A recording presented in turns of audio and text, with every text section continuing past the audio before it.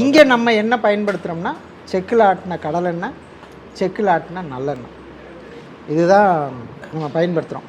அதாவது எப்படின்னா, இந்த மாதிரி உளுந்தங்களி, அந்த பிதுக்கு பருப்பு குழம்பு, அதை இந்த மாதிரியான காரக்குழம்பு இதுக்கெல்லாம் வந்து நல்லெண்ணெய், மற்றதுக்கெல்லாம் செக்கில் ஆட்டின கடலெண்ணெய், இதுதான் நம்ம பயன்படுத்துகிறோம். அதே மாதிரி சாம்பாரில் வந்து தினந்தோறும் ஆவாரம்பு சாம்பார் ஒரு நாள், முருங்கைக்காய் சாம்பார் ஒரு நாள், முள்ளங்கி சாம்பார் ஒரு நாள், அவரைக்காய் சாம்பார் ஒரு நாள், அந்த மாதிரி. அதே மாதிரி ரசம், வேப்பம்பு ரசம், கற்பூரவள்ளி ரசம். அப்புறம் வேப்பம்பு ரசம் பார்த்திங்கன்னா அந்த கசப்பு டேஸ்ட்டு நல்லாயிருக்கும்.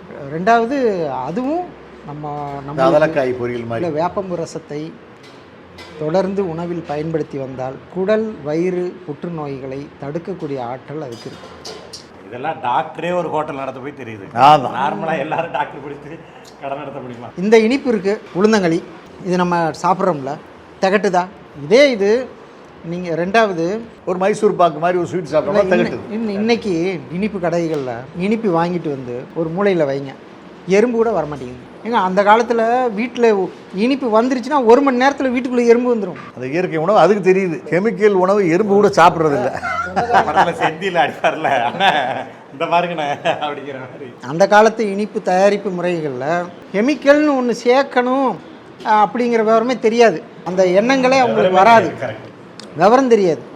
இப்போ நிறைய பேர் எல்லோரும் படிச்சுட்டோமா, அஜினா மோட்டாங்கிறாங்க, அதுங்கிறாங்க. எது செஞ்சால் வருமானம் அதிகம்? ஏற்கனவே நான் சொன்னேன், இவர்கிட்ட சொன்னேன், தயவுசெய்து இந்த ஆப்பிளை கொஞ்சம் செக் பண்ணுங்கள். ஆமாம் ஆமாம், அதை அந்த ஒரு வருஷம் ஒரு ஆப்பிள் வாங்கி 1 வருஷமாக வச்சுருக்காரு, ஒன்றும் ஆகாத. அது வந்து சுருங்கி தான் போதே தவிர அதுக்கு அப்படியே இருக்குது. பேக் பண்ணது பேக். அப்போ ஏதோ கலக்க போய் தானே அப்படி இருக்குது.